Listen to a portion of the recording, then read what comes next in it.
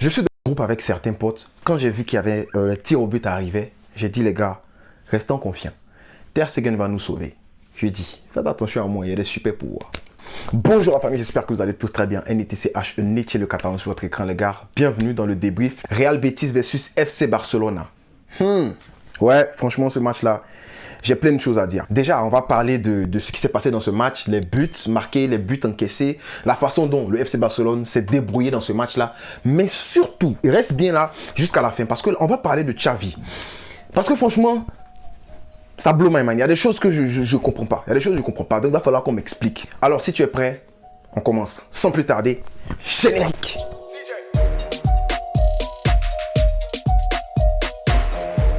Alors les gars, avant de commencer, si tu n'es pas encore abonné à la chaîne, je t'invite à le faire, abonne-toi et puis active la cloche de notification comme ça, à chaque fois que je sors une nouvelle vidéo, frérot, tu es au courant. Voilà, parce qu'il y a des gens qui se plaignent, qui me disent « Oh mais Netier, on ne voit pas tes vidéos, pourtant je fais des vidéos. » Donc assure-toi que la cloche de notification est activée. Et puis comme tu le sais bien, demain, il y aura la vidéo emoji, notre façon de noter les joueurs sur ce match-là, Betis versus FC Barcelone. Commençons. Voilà, Xavi utilise un 4-3-3 aujourd'hui contre le Real Betis. Et franchement, quand j'ai vu la compo, j'étais content. Là même, j'ai demandé aux gens sur mon Instagram. J'ai dit, les gars, qu'est-ce que vous pensez de la compo? La plupart des gens étaient contents. Ter Stegen au but, on a Sergi Roberto à droite et puis un charnier central, Koundé Araujo. On le sait, c'est notre charnier central pour le futur. Hein. À gauche, Jordi Alba. On avait en 6 Frenkie de Jong qui a été préféré à Busquets. Peut-être que Busquets a été mis sur le repos parce que si on passe ce match-là, en fait, on joue contre le Real Madrid. Voilà. Et puis devant lui, en relayeur, on a eu Pedri et Gavi. Devant, on avait Lewandowski. À gauche, Dembélé. Et puis à droite, Rafinha. 2 buts partout, frérot. But de Robert Lewandowski et but de Ansu Fati. C'était un remplacement gagnant pour Xavi. Ansu Fati qui entre et puis qui marque. Voilà, j'étais très content de le voir marquer. On va commencer avec le frérot Lewandowski. Lewandowski, pour moi, aujourd'hui, il a fait un match pitoyable. Il a fait un très mauvais match. Pourquoi je dis ça? Certes, il a marqué. Et c'est ce qu'on veut d'un attaquant. On veut qu'il marque. Voilà, il a marqué. Mais avant de marquer, Lewandowski, à balle au pied aujourd'hui, c'était pas ça. C'était pas ça. Il reçoit un ballon. Mauvais contrôle, 3 mauvais contrôles dans la surface. Il y a un ballon même qu'il machette. Chez nous, en Côte d'Ivoire, on appelle ça macheter. Quand tu essaies de tirer le ballon, puis le ballon passe. On appelle ça macheter. Il a macheté le ballon d'une manière.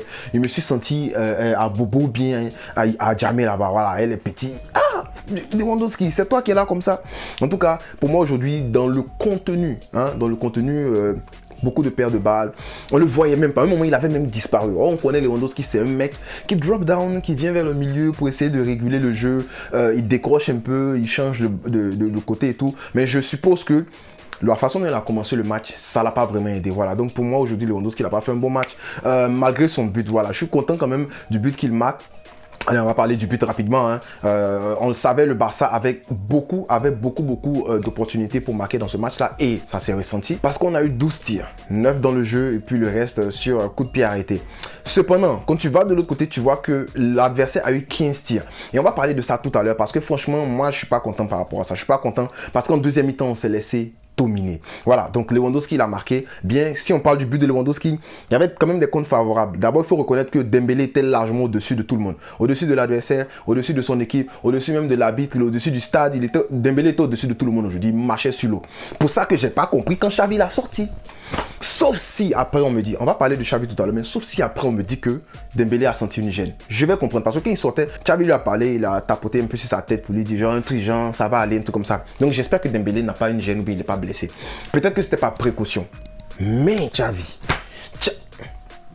on va parler de Xavi après. Bref, Dembélé qui recevait le ballon à gauche et puis il éliminait tout le monde. Cheveux bleus, l'autre là c'était Pedri là non? Cheveux bleus, il élimine. Cheveux jaunes, il élimine. Sangoku, il élimine. Blue Super Saiyan, il élimine. Il éliminait tout le monde. Toutes les couleurs de cheveux qui étaient dans l'équipe là, Dembélé a tout éliminé. Voilà. Et il dépose bien, comment il s'appelle? Il dépose Lewandowski qui tente une fois pour première intention. J'ai aimé ça, voilà. Après, bon, quand Dembélé élimine le premier joueur, il y a un compte favorable.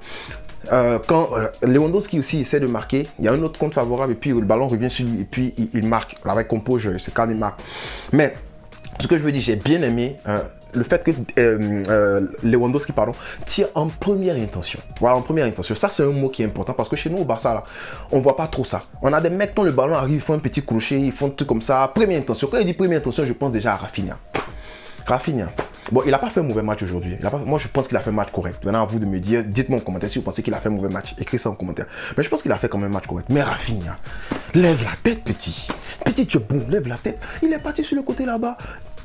Le petit, c'était en dessous bien Ferran. Il était seul. Non, c'était Ferran. Il était seul de l'autre côté là-bas. Une touche, tu vois. Il pèse sa tête, il revient sur son pied gauche. Quand il lève la tête, tu es là. Et puis il lui donne. Non. Rafinha. Ça, c'était un but, il fallait marquer rapidement. Voilà, c'était un but, il fallait marquer rapidement. J'ai pas aussi aimé. Après, on va me dire que Nietzsche, tu es un peu trop dur. Mais j'ai pas aimé le fait qu'il soit hors jeu même. Le fait qu'il soit hors jeu sur le but là. 2 hors jeu. Ça, il faut parler de ça. 2 hors jeu. Je vais parler des 2.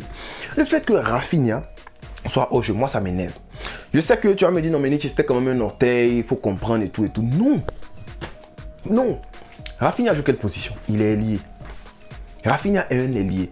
Et il était très bien écarté quand il recevait le ballon. Frérot, en plus de ça, tu es rapide. Donc quand tu prends les deux là en compte, tu es un ailier, tu es placé sur le côté, c'est-à-dire que tu occupes exactement la même position qu'un arbitre de touche.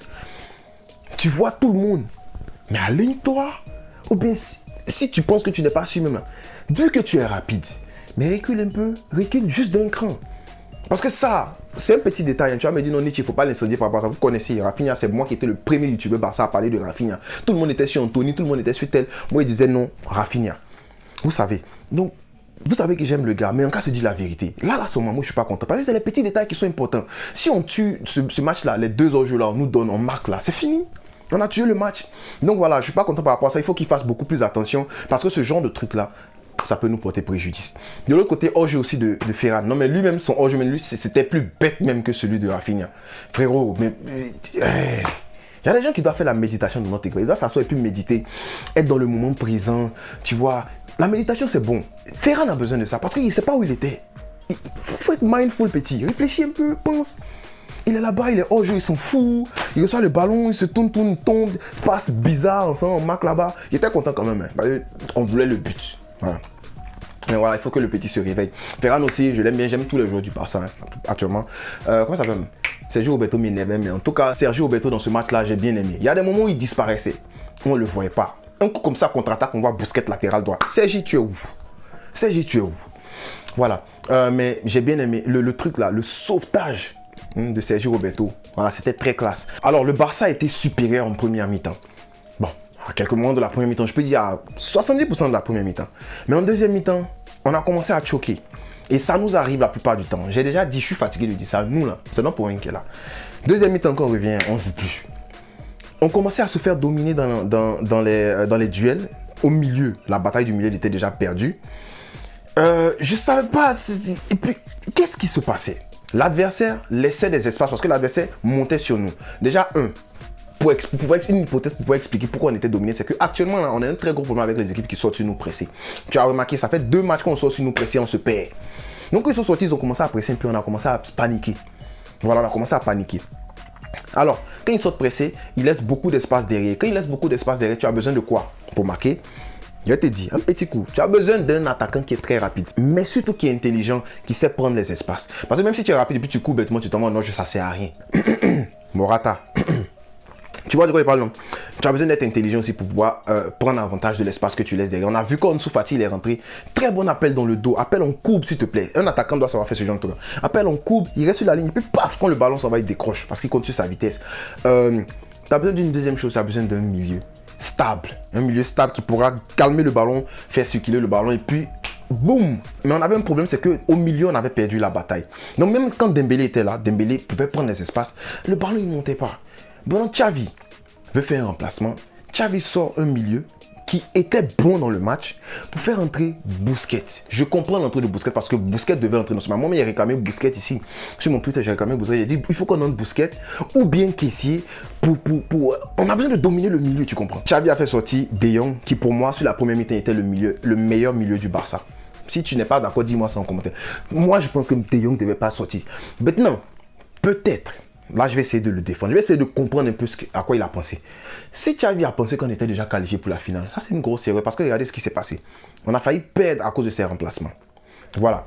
Tactiquement, on a failli perdre à cause de ses remplacements, aussi à cause des ratés de nos gars. Bon, pas ratés, mais à cause des erreurs. Les erreurs de hors-jeu, des trucs comme ça, Lewandowski qui n'était pas dans son jour, des trucs comme ça. Mais c'est responsabilité partagée. Dembélé aussi qui sort, je n'ai pas compris. Sauf si, comme je dis, si on me dit après que Nietzsche, Dembélé était blessé, je vais comprendre. Donc voilà, Xavi, il faut sciencer parce que souvent tes remplacements là, on ne comprend pas.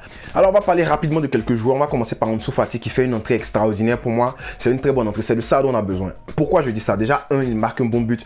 Et puis dans le... Bon, parlons du but. Voyez, le but là, il passe dessus comme si c'était simple là. Ballon vient, pied gauche, le petit regarde le ballon. Pied gauche, boum! Pied gauche, il est droitier. Bref, c'était bien en première intention. C'est de ça dont on a besoin. Moi, c'est ça que je veux tirer en première intention parce que si on ne tire pas, on ne marque pas. Pedri même a essayé de tirer de long aujourd'hui, ça a été contré. Il a dit, hein?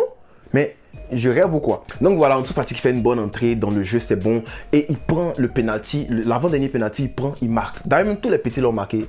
Voilà, ça montre que les petits ont la composure. Comment on dit ça en français? Ils sont calmes, voilà, ils respirent. Les petits là, ils sont posés, ils marquent. Yeah.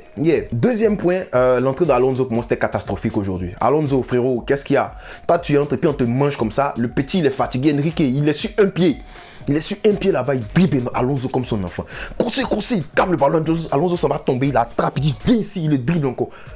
Alonso, à quoi? Et puis on va terminer avec Ter Stegen. Ter Stegen pour moi, franchement, chapeau. Ter Stegen nous sauve. Depuis l'année a commencé, même depuis le début de saison, Ter Stegen nous sauve. Il est excellent. Excellent. 2 sauvetages très importants aujourd'hui. Là où le gars fait quoi? La tête ou bien quoi là? Il enlève le ballon d'une manière. Un sauvetage où je pensais que c'était but même. Ter Stegen a enlevé. Pouf. Penalty encore, penalty même là, je suis dans un groupe avec des potes, quand on a dit à penalty, il dit les gars, Ter Stegen va nous sauver. Il est allemand, vous avez peur de quoi? Ter Stegen nous a sauvé 2 fois, il fait quoi? Il plonge la balle, il enlève 2 ballons. Donc franchement, Ter Stegen pour moi aujourd'hui, c'est l'homme du match. Voilà, c'est par ça que je voulais terminer. Mais dites-moi en commentaire, pour vous, c'est qui l'homme du match? Je serais content de lire votre commentaire et puis pourquoi pas d'y répondre bien sûr. Et puis dites-moi si vous êtes d'accord avec les changements que Xavi a fait aujourd'hui. Ouais, parce que ça m'intéresse de savoir ce que vous pensez des remplacements de Xavi. Donc je vais m'arrêter là.